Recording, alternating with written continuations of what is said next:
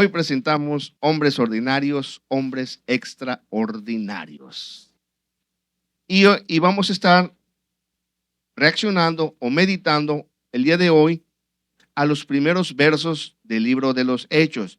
Y vamos a estar analizando, amados, la vida de los apóstoles y el comienzo de lo que es, de lo que fue la iglesia primitiva, la iglesia del primer siglo.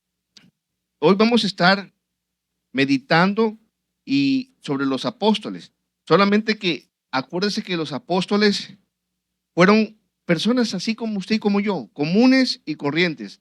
No fueron personas extraordinarias, fueron primeramente ordinarios, así como usted y como yo, aunque hoy, debido a la tradición, siempre se recuerda como San Pablo, San Pedro, San Mateo, San Juan, pues por la tradición, de la tradición de la religión popular.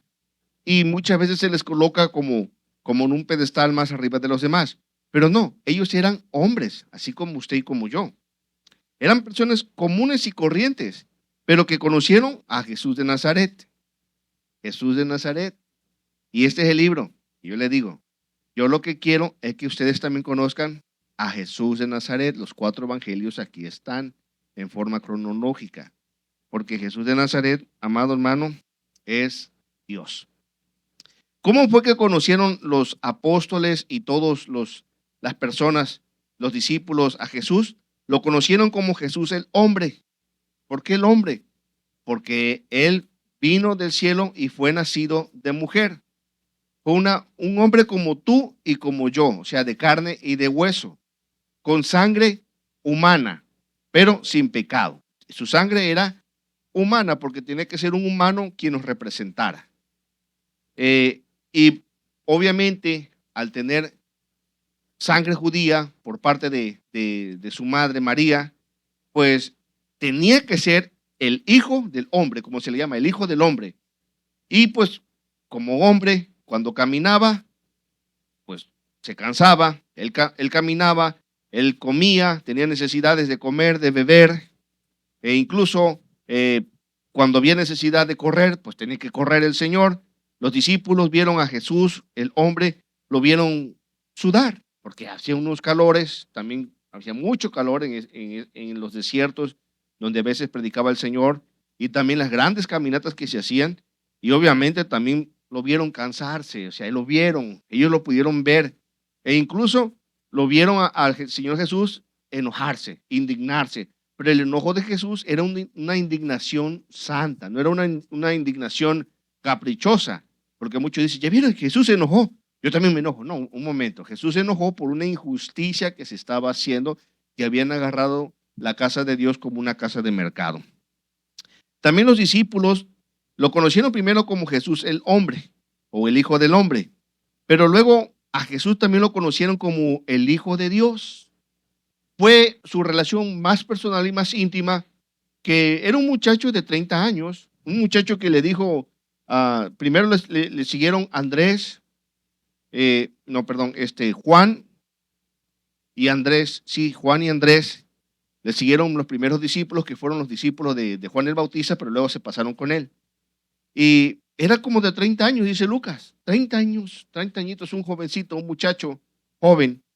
Y lo vieron, le digo, se dieron cuenta que en él empezaron a actuar sanidades y milagros de todas clases. Ya fue como que, un momento, pero si este es Jesús, como dijeron otras personas, el hijo de José, el carpintero, es el carpintero, no es su madre María y sus hermanos Jacobo, Simón, José y Judas y sus hermanas. Lo conocían, pero ¿cómo es que en él actúan esos poderes? Porque lo vieron actuar en Jesús los poderes. Usted sabe, la Biblia nos dice que Jesús realizaba muchos milagros, como por ejemplo, a los paralíticos les permitía caminar una vez más, a los leprosos los limpiaba de sus lepras, los sordomudos, los mancos, sus extremidades, que por una X o Y razón nacían sin extremidades, los hacía crecer, y a los endemoniados, el Señor Jesucristo los liberaba, y a los muertos les daba vida. Fueron 2 personas, por lo menos, a las que el Señor Jesucristo resucitó. Una de ellas fue Lázaro y también el otro, el hijo de la viuda de Naín. ¿Quién más podía hacer esto?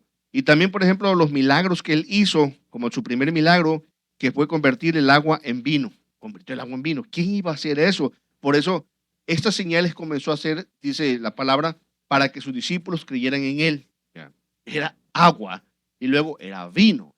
¿Quién puede hacer esto? ¿Quién puede hacer esos milagros? También la multiplicación de los panes y los peces. Esto fue algo que todo el mundo lo vio. Fueron 5,000 personas, fueron 4,000 personas que vieron este suceso extraordinario, un suceso creativo que de 5 panes y de 2 pececillos alimentó 5,000 personas. Y en otra ocasión, con panes y pececillos, 4,000 personas, sin contar mujeres y niños.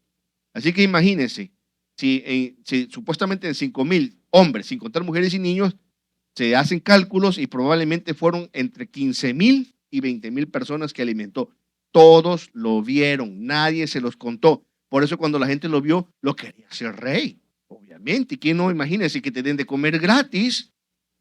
Eso es obvio, ¿no? Que te den de comer gratis, pues que sea nuestro rey. Y lo vieron ellos, lo vieron al hacer estos grandes milagros.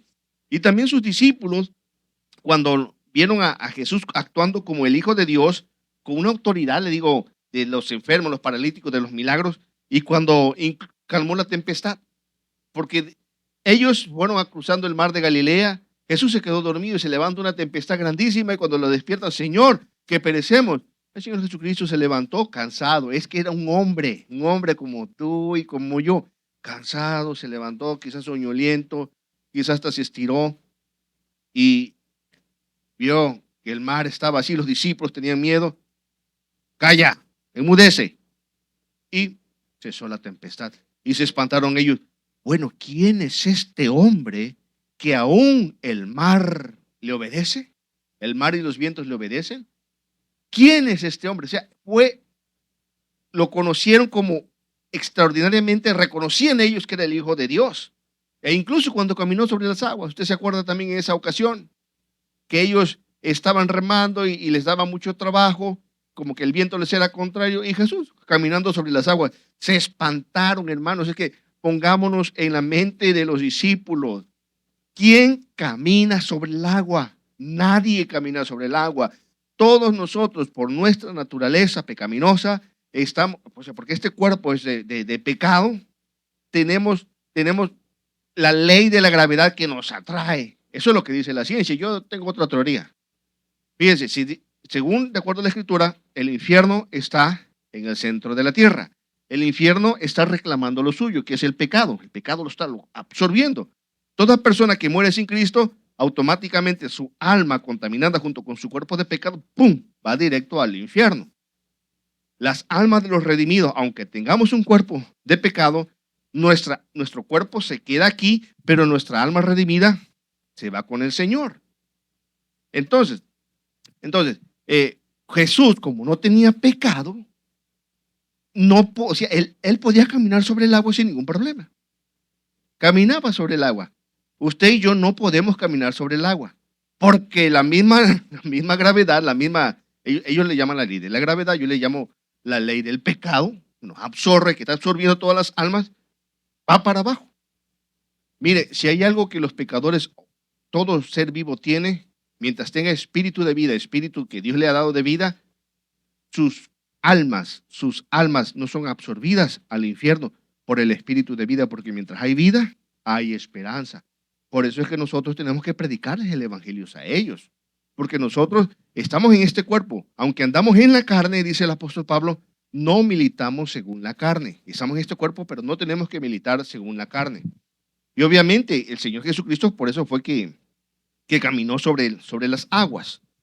Bueno, y Jesús les preguntó a sus discípulos, ¿y quién dicen los hombres que soy yo? Ellos dijeron, no, pues Señor, pues fíjate que unos dicen que tú eres Jeremías, que tú eres Isaías, que tú eres alguno de los profetas, pero ustedes, ¿quién dice que soy yo? Pedro le dijo, tú eres el Cristo, el Hijo de Dios. Porque ellos ya lo habían visto, el Hijo de Dios. ¿Quién más podía hacer milagros? ¿Un hombre? No, tenía que ser Hijo de Dios. E incluso Nicodemo le dijo, sabemos que has venido de Dios como maestro, porque nadie puede hacer las obras que tú haces. E incluso los judíos sabían que él no era un hombre común. Era un hombre que se cansaba, era un hombre que comía, era un hombre que cuando lo invitaban a comer, él aprovechaba para ir a comer con que lo invitaban. Él iba, él era amigo de pecadores. Él era amigo de pecadores.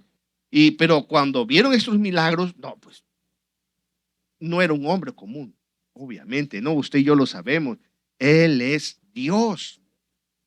Pero también se dieron cuenta después que conocieron a Jesús como hombre, a Jesús como el Hijo de Dios, pero también lo conocieron como el Jesús Dios hecho carne. ¿Y por qué le digo esto de Jesús Dios hecho carne?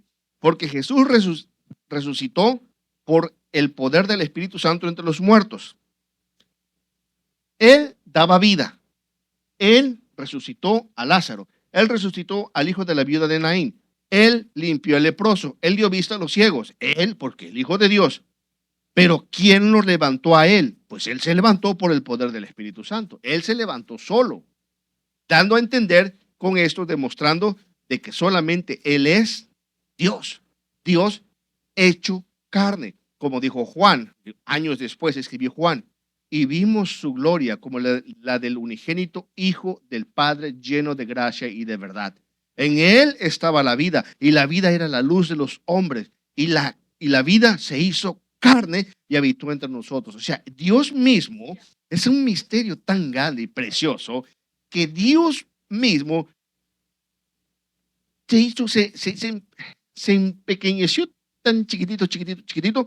Vino el Espíritu Santo y colocó la semilla en un óvulo, en el óvulo de María, y de ahí el mismo creador del universo se personificó y caminó entre nosotros. Por eso, cuando murió, como no tenía pecado, pues resucitó. Nadie me quita la vida. Dijo, a mí nadie me quita la vida, yo la doy. Muchos piensan que a Jesús lo mataron los romanos, que lo condenaron los judíos. No, él era parte del plan porque tenía que morir por nosotros. Y la tumba no lo pudo retener. Todo lo que él dijo se cumplió. Por eso los discípulos fueron, wow, ellos quedaron totalmente impactados cuando por el poder del Espíritu Santo resucitó de los muertos. Ellos estaban tristes, estaban decepcionados, quizás decepcionados no, pero muy tristes sí, porque lo amaban a su Señor, de tal manera que cuando el Señor fue sepultado, lo fueron a ver, le pusieron una guardia para que no se lo robaran el cuerpo, y ellos se fueron tristes, estaban muy tristes ellos. Cuando resucitó, que lo vio María Magdalena, lo vieron las otras mujeres, wow, ellos fueron a proclamar el mensaje de que el Señor había resucitado y todavía no le creen. Y dos discípulos, no eran apóstoles, dos discípulos, uno de ellos llamado Cleofas, iban de camino de Jerusalén a Emaús, a otro pueblo, caminándose ellos, platicando. Usted sabe, con los amigos, no, pues, ¿te acuerdas de Jesús cuando hizo estos milagros? Sí, yo estuve ahí presente cuando resucitó a Lázaro. No, eso fue fenomenal, que iban platicando ellos, pero ya se murió nuestro Señor y se les aparece el Señor, pero el Señor se les apareció y les vendó los ojos para que no lo reconocieran. ¿Qué es eso que platican ustedes en el camino? Ay, que tú eres el único extranjero que no sabe lo que ha pasado. Parece ser que tú no sabes que a Jesús lo mataron y nosotros creíamos que él era el Mesías, que él era el Redentor. Y el Señor les empieza a declarar las Escrituras. Mira, es que era necesario que el Hijo de Dios, el Hijo del Hombre, padeciese y fuese. Y Él les dio una cátedra desde Moisés, por los profetas, los llevó para arriba y para abajo, imagínense. Y ellos escuchándolo y no lo reconocían. Y el Señor hizo como que iba más lejos. No, oye, caballero, ya es tarde. ¿Por qué no te quedas aquí con nosotros? Vamos a echarnos una comidita, vamos a comer algo, porque ya es tarde, mira, y allá, y el Señor se hizo del rogar al Señor, bueno, pues me voy a quedar aquí con ustedes, ¿no? Así quiere Jesús. Si tú le dices, Señor, quédate conmigo, Él se va a quedar contigo. De qué hermoso, ¿verdad? Que si tú le dices, Señor, te invito, Él se queda. Pero si no le invitas, no, sí, Señor, pues sigue tu camino. Entonces, cuando Él partió el pan, le abrieron los ojos y regresaron corriendo. Sí, el Señor ha resucitado. Por eso le digo, ellos lo vieron, qué hermoso que pudieron ver a su Señor que había resucitado de entre los muertos. Y ahí anduvo con ellos, su fe se levantó y luego les dijo, porque fíjense, ellos estaban llenos de miedo, llenos de temor. O sea, porque decían que había resucitado y no lo creían, ¿me entiendes? Ellos no lo creían. La mujer decía, ha resucitado. Y ellos como que no creían todavía. Y Jesús se les aparece en medio y todos espantados. La puerta cerrada y se les aparece el Señor, espantados. Hey, soy yo, muchachos. Y como tenían miedo, dice, recibid el Espíritu Santo.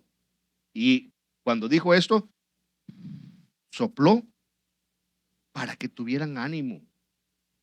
Porque es que, hermano, no fue cosa fácil. Lo mataron, ellos lo vieron, lo hicieron pedazos, lo hicieron trizas al Señor, las barbas se le arrancaban la corona, o sea, quedó totalmente desfigurado el Señor Jesucristo. Imagínense, yo no los culpo, ni siquiera culpo a Tomás. Muchos le dicen, no, que Tomás era un incrédulo. No es cierto, todos eran incrédulos. Lo que pasa es que Tomás tuvo el valor de decir, no, no creo. Hasta que no lo vean, no lo creo. Todo el mundo hace leña de Tomás, pero Tomás fue el único que tuvo el valor de decirlo. Así que si usted tiene dudas, exprésela al Señor. ¿Por qué? Porque somos humanos. Pero Jesús les dio su Espíritu Santo y entonces como que ya se cobraron ánimo. Eso es lo que necesitamos. Señor, me siento desanimado, como que no creo en ti. ¿Podrías, por favor, soplar en mí como cuando soplaste en los discípulos? Y entonces cobras ánimo. ¿Entiendes? Es por eso lo conocieron como el Hijo de Dios. Dios hecho carne. Lo vieron. ¡Wow! Lo que dijo se cumplió. Ya no creo que lo veían como el mismo Jesús con el que quizás se vacilaban, con el que quizás le hacían cosquillas al Señor. Era Jesús, era un amigo. Él les dijo, ustedes son mis amigos, si hacéis lo que yo diga. Porque el siervo, ya no les voy a llamar siervos. Ya no, ustedes no les voy a llamar siervos. Les voy a llamar mis amigos, porque ustedes saben lo que yo, de dónde vengo, a dónde voy. Todo lo de mi Padre se lo he confesado a ustedes. Ustedes son mis amigos. Y Juan nos dice en la Escritura que tenía esta característica, que se recostaba en el pecho del Señor. Quizás era el más joven, me imagino que era un muchacho, un adolescente, digamos, unos 16, 17, 18 años, no lo sé. Pero dice que todavía se recostaba en el pecho del Señor. O sea, le tenían confianza. Todos era como en cierto sentido, como digamos, como una pandilla, ¿no? Pero en el buen sentido, como una ganga de amigos, de compañeros de colegio que salen todo el mundo, pero cuando lo vieron resucitado, no, pues, ya no solamente lo vemos como el Hijo de Dios, es Dios. Y cuando luego Juan, el amado, en el Apocalipsis, cuando lo vio en su gloria, en su deidad, cayó como muerto. Porque él lo vio, nadie se lo contó. O sea que le logró ver con la gloria que el Padre le había dado. Y también cuando lo vieron elevarse entre las nubes, porque ¿quién vuela, hermano? ¿Quién de los hombres vuela? Dirá, Superman vuela. Bueno, Superman no existe. O sea, ¿quién va a volar? Digo, el que no tiene pecado, él, cuando estaba en su carne, sin ser glorificado, sin haber muerto, sin haber resucitado, él caminó sobre las aguas, pero ahora que resucitó y fue glorificado, tenía el poder incluso de pasar las paredes. La puerta cerrada se le hizo presente y cuando se fue, se elevó. Así. O sea, nadie puede hacer eso sino solamente Dios. Entonces, hermanos, cuando los discípulos comprendieron quién era Jesús, quién en verdad era Jesús, y eso es algo, hermano, que necesitamos comprender quién es Jesús. Porque, pastor, mientras no comprenda la iglesia quién es Jesús, ¿sabe cómo conoce la iglesia ahorita a Jesús? Como un maestro que dijo cosas buenas, así como un hombre que cambió la historia, hasta ahí nada más. Sí, Jesús es el Salvador del mundo, sí, pero es un conocimiento intelectual. Lo conocen como el Hijo de Dios, sí, pero no lo conocen como Dios. Porque si supieran quién es Jesús, mire, supieran quién es Jesús, la gente obedecería a su Señor. Es que Él, el Dios de los cielos y la tierra, el Creador, se hizo hombre y se le puso por nombre Jesús para que tenga un nombre propio. Jesús es el nombre propio de Dios. Jesús, el Hijo de Dios, Jesús de Nazaret.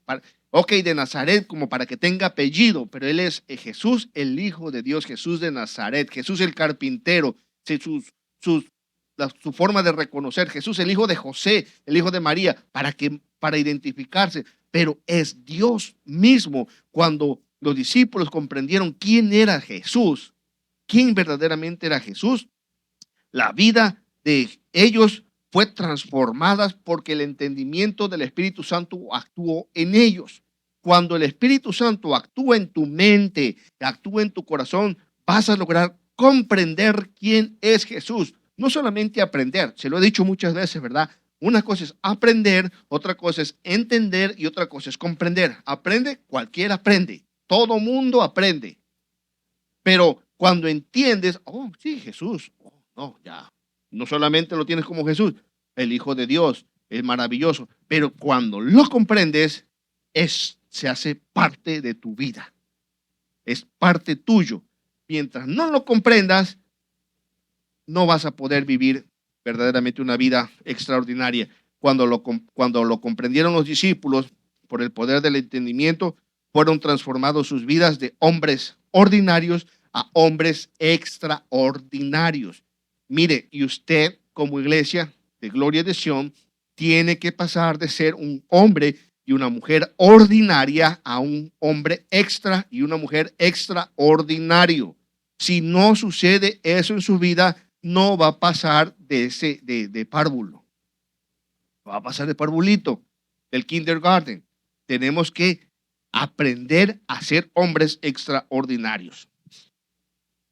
Bueno, recordemos, amados, que estamos haciendo este estudio acerca del libro de los Hechos y estamos reaccionando a la vida de los apóstoles y de esta iglesia del primer siglo, y vamos a hablar acerca de quién escribió este libro. Y esta fue una persona muy peculiar y su nombre es Lucas. Lucas. ¿Por qué les voy a tocar un poquito de Lucas? Porque Lucas fue un hombre ordinario que terminó siendo un hombre extraordinario. Veamos quién es Lucas. ¿Quién fue Lucas? Lucas fue un evangelista y médico, era doctor. Escribió el tercer evangelio, que se llama Lucas, y los Hechos de los Apóstoles. Una cosa importante es que Lucas era gentil, o sea que no era judío. También otra cosa importante, que acompañó al apóstol Pablo en algunos de sus viajes misioneros. También Lucas es conocido por su estilo literario. O sea, es una persona preparada. Y en su estilo literario presta mucho atención a detalles y su enfoque en la compasión de Jesús de los marginados y los pobres. O sea, tiene otro estilo literario. Le prestó mucha atención a detalles que ni Mateo, ni Marcos, ni Juan. Él es diferente. Tiene detalles muy bonitos que él explica acerca de la compasión. Ahora, es importante destacar, amados, que tanto Lucas como los Hechos de los Apóstoles son libros que forman parte del Nuevo Testamento y narran, Lucas, la vida del Señor Jesucristo, y los Hechos, la vida de los primeros años de la iglesia cristiana. ¿Por qué los libros, autoría de Lucas, que es el Evangelio de Lucas y los Hechos, por qué fueron incluidos dentro del canon si este no era judío? ¿Por qué fueron? ¿Por qué fueron? Mire, ¿por qué le digo esto? ¿Por qué fueron incluidos? Mire, de acuerdo a Juan, nuestro Señor Jesucristo, Juan 22, o sea, la importancia o la diferencia entre un judío y la diferencia entre un gentil. El Señor Jesucristo le dijo a la samaritana: vosotros adoráis lo que no sabéis, nosotros adoramos lo que sabemos, porque la salvación viene de los judíos. Ahora, Romanos 3, capítulo 1, dice, ¿y qué ventaja tiene ser judío? O sea, ¿qué ventaja tiene ser judío? Y dice, mucho, en todas maneras. O sea, el de ser judío, es especial ser judío. O sea, Dios no es excepción de persona, pero es especial ser judío. ¿Pero por qué? Porque ciertamente les ha sido confiada la palabra de Dios. todos los demás libros de la Biblia fueron escritores judíos o israelitas. O sea, de la descendencia de Abraham. Ellos recibieron la revelación. Ellos tuvieron la inspiración del Espíritu Santo y vemos desde Moisés hasta Samuel, el rey David, los profetas Ezequiel, Jeremías, Zacarías, toda esa gente eran judíos, pero Lucas no era judío. Y la escritura aquí nos dice, primeramente a los judíos les ha sido confiada la palabra de Dios. Pero ¿por qué razón? Como decíamos en la pregunta anterior, ¿por qué razón si Lucas no era judío? No era. ¿Por qué se le confió la palabra de Dios? Lo vamos a ver esto. Consideremos ahora lo que escribió Lucas y nos daremos cuenta por qué Dios permitió que, aunque no siendo judío, sus libros fuesen incluidos dentro del canon sagrado. O sea, Dios presta atención a estos detalles. Dice Hechos 1:1, ahora sí estamos entrando en materia. En el primer tratado, Teófilo, hablé acerca de todas las cosas que Jesús comenzó a hacer y a enseñar. Obviamente estamos hablando de Lucas. Teófilo, amado, es la persona a quien primeramente se le dedicó estos libros. Y se sugiere que era una importancia era una persona de cierta importancia o de honor. O sea, porque le dice excelentísimo Teófilo. Para que a alguien se le diga excelentísimo significa que era una persona importante. El nombre de Teófilo significa amigo de Dios o amado de Dios en griego. Y se cree que Teófilo era un cristiano que ya había recibido instrucción sobre Jesús y que el Evangelio de Lucas y los Hechos de los Apóstoles fueron escritos para fortalecer su comprensión. Este libro, Lucas y Hechos, fueron dedicados a Teófilo. Teófilo era un cristiano y Lucas lo que quería era que Teófilo fuese cimentado y fuese instruido en las cosas que él había aprendido. Ahora bien, hoy en día, Teófilo nos representa a ti y a mí. Así de que en el primer tratado, Teófilo, cuando usted lee la Biblia, quítele el nombre de Teófilo y ponga su nombre. En el primer tratado, Paola, en el primer tratado, Elmer, en el primer tratado, Hilton, quítele ese nombre y va a poner suyo. Y cuando usted ponga su nombre, significa que ese libro está dedicado para usted, como discípulo del Señor Jesucristo. Lucas comienza su libro en el primer tratado. ¿Cuál primer tratado? Obviamente es el Evangelio de Lucas. Vamos a ver lo que nos dice Lucas capítulo 1, porque es el primer tratado. Hechos es el segundo tratado. Lucas del 1 al 4. Puesto que ya, dice Lucas, ya muchos, fíjese, ya muchos, no era el único, han tratado de poner en orden la historia de las cosas que entre nosotros han sido ciertísimas, tal como nos lo enseñaron los que desde el principio lo vieron con sus ojos y fueron ministros de la palabra. Dice Lucas, me ha parecido también a mí, me ha parecido, muchos lo han hecho, pero me ha parecido también a mí. ¿Después de qué? De haber investigado con diligencia todas las cosas desde su origen. Todos han querido hacer esto, le dice a Teófilo, todos han querido hacer esto, pero ahora me ha parecido también a mí, después de haber hecho una investigación. O sea que el hombre le puso interés, el hombre le puso empeño, el hombre quería que lo que recibiera Teófilo fuese fidedigno. O sea, un hombre admirable. Y escribírtelas, dice, después de haber investigado con diligencia todas las cosas desde su origen, escribírtelas por orden, oh excelentísimo Teófilo, para que conozcas bien la verdad de las cosas en las cuales has sido instruido. Fíjese, a mí me llama mucho la atención, dice Lucas, me ha parecido también a mí, me ha parecido también, después de haber hecho una investigación de campo, ir e investigar con diligencia, tomando apuntes, tomando notas, todas las cosas desde su origen, Lucas es especial, porque Lucas relata antes del nacimiento de Jesús con Juan el Bautista. que Juan el Bautista fue el precursor. ¿Cómo fue que el Señor envió a su ángel y se le presentó a Zacarías? ¿Y cómo fue el nacimiento de Juan el Bautista, la concepción? ¿Y cómo fue que el Señor se le presentó a una virgen a la Virgen María? Se le presentó y cómo le dijo del nacimiento. O sea, Lucas fue muy detallado. O sea, el hombre es un hombre con diligencia, investigó. Y escribirlas por orden, hermanos. Eso es lo que necesitamos, escribirlas por orden, para que conozcas bien la verdad en las cosas que ha sido instruido. Él era un hombre que a Teófilo lo tenía en estima. Teófilo, voy a investigar, me voy a dedicar a eso. ¿Por qué? Porque las voy a escribir para dárselas a Teófilo. Porque esto es una verdad que necesita ser puesta en orden. Fíjense, hermanos, qué bueno es saber que Lucas fue un escritor responsable, que en su metodología de investigación histórica usó la diligencia, evaluó las fuentes, analizó la información y presentó sus resultados en orden. Es bonito eso, ¿eh? Cuando alguien se prepara para darte una clase. Lucas fue muy diligente, él investigó, él anduvo averiguando, anduvo comparando, anduvo desde su origen. Y obviamente en aquellos años todavía vivía mucha gente que había sido testigo presencial de todos estos hechos. Y fíjese, hermano, qué hermoso sería que nuestros líderes hoy de las iglesias tuvieran la actitud del doctor Lucas, esa actitud de buscar, de esforzarse. Porque hay gente, o sea, no saben, no hacen, no investigan.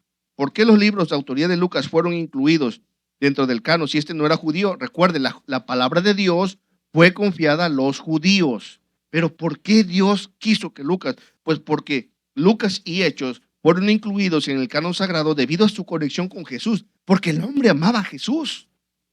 El hombre amaba, quizás no lo había conocido de manera personal, digo quizás, o tal vez sí, tal vez, porque también en los evangelios de Juan dice que unos griegos querían conocer a Jesús. No lo sé, puede que haya estado Lucas, no lo sé, yo estoy especulando, pero tenía una conexión con Jesús y su contenido histórico y teológico, su aceptación por la comunidad cristiana temprana. O sea, los hermanos vieron la carta de Teófilo. Oye, Teófilo, ¿y esto? Ah, el hermano Lucas me lo envió. Lo vieron los cristianos. ¿Me lo presta? Lo voy a copiar. Y lo fueron copiando. ¿Y qué? Tal y como lo redactó Lucas, oh excelentísimo Teófilo, así se lo pusieron. Y se hicieron copias. Oye, esto está buenísimo. Esto sí, y se hizo viral, como dicen hoy en día, ¿no? Se hizo viral. Se hicieron copias y se repartieron en todas las iglesias. Y los apóstoles, Pedro, cuando analizaban Lucas, ellos tenían que aprobarlo. No, sí. Mateo, Marcos, todos los demás apóstoles, Tomás, todos lo vieron, lo aprobaron. O sea, vieron que Lucas no era un charlatán, que era una persona seria. Y el Espíritu Santo puso ese sentido y por eso fue que el Espíritu Santo, por medio de sus apóstoles, de su iglesia primitiva, de los padres de la iglesia, dijeron, Lucas es inspirado por Dios. Lucas va a ser incluido. Y quizás Lucas no tuvo esa intención, pero pasó a la posteridad por su dedicación. Por eso, amado, si usted le pone empeño en algo, hay que ser excelente. Échele ganas a lo que Dios le ha dado. Echarle ganas, haga excelencia. Si es para tocar un instrumento, hágalo con excelencia. ¿Por qué? Porque es para el Señor. Si es para no sé, para manejar la media, los textos, hágalo con excelencia. Echarle ganas. Si es para la enseñanza, igual, echarle ganas. ¿Por qué? Porque el Señor se agrada de aquellos que le echan ganas. Que Lucas con intención limpia, pues nada más lo hizo para Teófilo. Pero mira qué hermosa bendición de saber que hoy tú y yo podemos tener el libro del Evangelio de Lucas. Palabra de Dios, palabra que fue aprobada por el Santo Espíritu de Dios. Entonces, dice Hechos 1:1 al 3. Volvamos una vez más. En el primer tratado, Teófilo, Hablé acerca de todas las cosas que Jesús comenzó a hacer y a enseñar. Lo hablé en todo, hasta el día en que fue recibido arriba, después de haber dado mandamientos por el Espíritu Santo a los apóstoles que había escogido, a quienes también, después de haber padecido, se presentó con muchas pruebas indubitables, apareciéndoseles durante 40 días y hablándoles acerca del reino de Dios. De las cosas que Jesús comenzó a hacer y enseñar. Echemos un vistazo de las cosas que Jesús comenzó a hacer y a enseñar. Obviamente, hermanos, ya lo hemos dicho. ¿Qué hizo Jesús? ¿Qué es lo que nos relata el Evangelio de Jesús? Los milagros, las señales, los prodigios, las sanidades, las liberaciones. ¿Y qué enseñaba Jesús? Jesús enseñaba la palabra de Dios, el Evangelio, el arrepentimiento, las parábolas, profecía, etcétera. Ahora, quiero recalcar una cosita. Jesús enseñaba la palabra de Dios. Dijo él, mi palabra que yo hablo no es mía, sino del Padre que me envió. Aquí quiero hacer esta mención. Aún Jesús siendo Dios, aún Jesús pudiéndose adjudicar la autoría de sus palabras porque él era Dios, obviamente era Dios, Jesús nos dio el ejemplo que lo que él hablaba no era de suyo, sino lo que había oído del Padre era lo que hablaba. A eso me llama mucho la atención a mí. Oye, ¿y qué tenemos que hacer nosotros los cristianos, los predicadores? Por lo menos lo mismo. Decir todo lo que diga el Señor Jesucristo. Por eso el Espíritu Santo, tiempo después, por medio de su apóstol Pablo, dijo, si alguno no se conforma a las sanas palabras del Señor Jesucristo, nada sabe. Porque ahorita, hermano, cuánto fabulero, cuánto cuentacuentos hay. No, hombre, que usted va a esas iglesias, a esos predicadores, multitudes, y créame, sí entretienen, son entretenidas las historias, son entretenidos los mensajes, cuentan chistes, son muy dinámicos, y sí, pero yo no quiero ser así. Yo simplemente lo que dice mi padre, lo que está escrito, basarme en eso, y eso es lo que tiene que ser todo buen predicador. Y usted tiene que acostumbrarse a escuchar simplemente palabra de Dios y evaluar. De vez en cuando utilizamos una anécdota o cositas así como para dar cierto realce, una anécdota actualizada. Y está bien, no digo que no, magnífico, porque sí se puede, es válido. Pero hermanos, puros cuentacuentos, y los cuentacuentos, ellos darán cuenta en el día del juicio. Entonces, Jesús hizo esto. Nos dice la Escritura que el Señor se le apareció con pruebas indubitables. El Señor se les apareció a ellos, pruebas fuera de que no tenían duda. Y por lo menos fueron 11 apariciones que hizo el Señor Jesús después que resucitó. Aunque ahorita, Dios mío, el Señor Jesús se le aparece a cualquiera. Pero bueno, vamos a ver lo que dice aquí la Escritura. La número 1, se apareció a María Magdalena. Está en Marcos y en Juan. Y esto nos da una reivindicación de las mujeres, porque las mujeres eran consideradas personas inferiores en la época del Señor Jesús. Ellos las consideraban inferior, nada más era como un objeto, la mujer. Pero por eso se le apareció a María Magdalena, como para que digan, miren, para él no hay, en Cristo no hay excepción de persona, no hay hombre, no hay mujer, no hay judío, no hay griego, no hay esclavo, no hay libre. Él le dio su lugar a María Magdalena. Y María Magdalena había sido una mujer de la vida galante, supuestamente dicen los estudiosos, de la cual habían salido 7 demonios. A ella se le quiso presentar. O sea, qué hermoso, ¿verdad? También se le apareció a otras mujeres que estaban con ella. Hay varias más mujeres que habían con ella. Lo dice Marcos y Mateo. También se le apareció a Pedro. También recuerden, ya lo dijimos, apareció a los 2 discípulos en el camino de Maús. ¿Se dan cuenta? Dios no hace excepción de personas. Si le hubiese aparecido nada más a sus allegados, no. Comenzó con las mujeres para darle su lugar a las mujeres. Se le manifestó a 2 discípulos de esos que quizás, de esos los que recogían la basurita o los que hacían limpieza, se les apareció a ellos también. Se les apareció a Pedro, se le apareció a los discípulos, dando a entender que Dios no tiene categoría de ministerios preferidos. Se les apareció a Tomás, se le apareció a los apóstoles y no estaba Tomás. Fue cuando dijo Tomás, no, yo no les creo a ustedes. Si no viera sus heridas y meta mi mano en sus heridas, no les voy a creer, dijo Tomás. Y luego se le apareció a Tomás. La puerta cerrada se le apareció. Tomás, mete tu mano en mi costado, mira mis heridas, no seas incrédulo. Lo reprochó y Tomás dijo, mi Señor, mi Dios, y le adoró. ¿Ok? Para, reprochándole de la incredulidad, se le presentó a Tomás. Luego se le apareció a los apóstoles junto al mar de Galilea. El Señor les dijo, ustedes, dice, acuérdense que ustedes tienen que ir a predicar el evangelio. Pero los discípulos ya habían recibido Espíritu Santo para entonces, porque Jesús, cuando estaban encerrados, sopló sobre ellos y ya tenían más ánimo. Ya no, oiga hermano, ya no andaban con miedo, con pánico, porque tenían pánico los discípulos, tenían un miedo pero ya no, ya se fueron a pescar, se fueron a pescar. Pedro dijo, voy a pescar, y ahí se le van otros discípulos, vamos contigo, Pedro, y se les presentó el Señor, y en esa aparición fue cuando restauró al apóstol Pedro, cuando dijo, Pedro, ¿me amas? Y dijo, sí, Señor, tú sabes que te amo. También se le apareció a los apóstoles en la montaña para asignarles la gran comisión de la serie que estuvimos tocando la vez pasada. Dice Corintios, el apóstol Pablo, que se apareció a 500 y a Santiago, a 500 personas a la vez. Lo vieron, testigos, y a Santiago. Y esto de Santiago es muy importante, porque Santiago es el hermano del Señor. Y acuérdense que los hermanos de Jesús no creían en Jesús.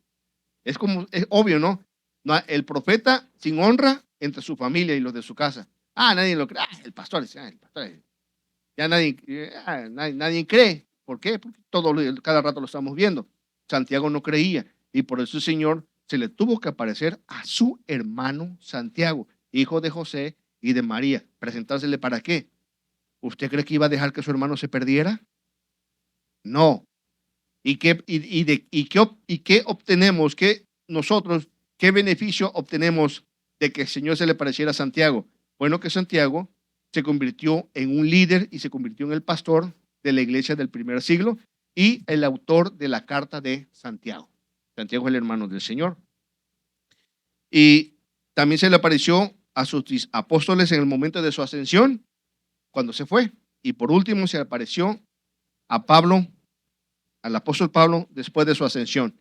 Ya el Señor estaba allá arriba y cuando se le presentó a Pablo fue otra ocasión muy especial. Y le digo ya para terminar, hoy en día muchos hermanos reclaman ver a Jesús. Ok, está bien, yo no voy a decir que no, porque Él es soberano y absoluto y puede hacer lo que Él quiere. Lo que sí podemos confiar es en las apariciones que la Biblia nos tiene registradas. Ya las otras extras apariciones que el Señor pueda tener y que en su voluntad Él quiera manifestarse en sueños, eso no es una verdad absoluta. Puede que sea verdad para la persona.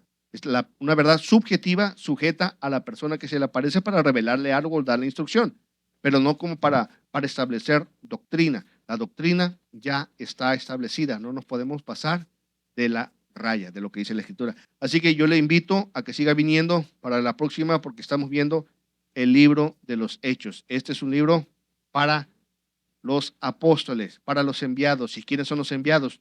Ustedes son enviados a predicar este evangelio. Dios los bendiga, amados hermanos.